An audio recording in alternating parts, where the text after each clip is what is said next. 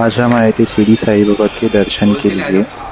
तो साथ ही साथ हमको दर्शन होने के बाद पता चला कि यहाँ पे श्री साई बाबा का वैक्स म्यूज़ियम बन चुका है। तो वो देखने हम निकल पड़ते हैं। यहाँ पे आने के बाद पता चला कि यहाँ पे एंट्री भी फ्री है। तो हम चले उसके दर्शन की ओर।